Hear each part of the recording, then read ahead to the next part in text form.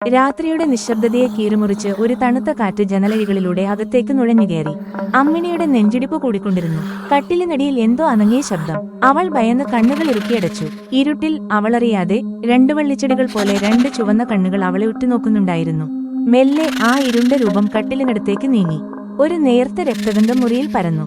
രക്തത്തിന്റെ മണം അമ്മിണിയുടെ നാസികയിലേക്ക് തുളച്ചുകയറി. കണ്ണുകൾ തുറക്കാൻ അവൾക്ക് ഭയം തോന്നി. കഴുത്തിൽ ഒരു നേർത്ത തണുപ്പ്, പിന്നീട് ഒരു സൂചിമുനയേക്കാൾ മൂർച്ചയുള്ള എന്തോ ഒന്ന് ആഴ്ന്നിറങ്ങുന്ന പോലെ. ഒരു നേർത്ത നിലവിളി അവളുടെ തൊണ്ടയിൽ കുരുങ്ങി നിന്നു. ശരീരം തളരുന്ന പോലെ, ജീവൻ ചോർന്നുപോകുന്ന പോലെ. ആ ഇരുണ്ട രൂപം പിൻവലിഞ്ഞു. ജനലിലൂടെ ഒരു നീഴൽ പോലെ അത് പറന്നുപോയി. പുലർച്ചെ വെളിച്ചം അരിച്ചിറങ്ങിയപ്പോൾ അമ്മിണി കണ്ണു തുറന്നു. കഴുത്തിൽ രണ്ട് കുഞ്ഞു ചുവന്ന പാടുകൾ. അവൾക്ക് തലകറങ്ങുന്ന പോലെ തോന്നി. പിറ്റേന്ന് പകൽ മുഴുവൻ അമ്മിണിക്ക് അവശത തോന്നി. ശരീരം വല്ലാതെ തളർന്നിരിക്കുന്നു. വെയിലിൽ ഇറങ്ങാൻ പോലും അവൾക്ക് കഴിഞ്ഞില്ല. കണ്ണാടിയിൽ നോക്കിയപ്പോൾ അവളുടെ മുഖം വിളറിയിരുന്നു. ചുണ്ടുകൾക്ക് നീലനിറം. രാത്രി വീണ്ടും സന്ധ്യയോടടുത്തു. ജനലിലൂടെ തണുത്ത കാറ്റ് വീണ്ടും അരിച്ചെത്തി.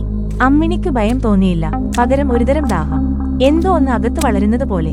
കണ്ണുകൾ പതിയെ ചുവന്നു തുടങ്ങി. അവളുടെ ഉള്ളിൽ ഇരുട്ടിന്റെ ശക്തി പതിയെ ഉണരുകയായിരുന്നു.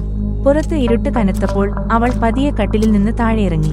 വിശപ്പ്, അടങ്ങാത്ത വിശപ്പ്.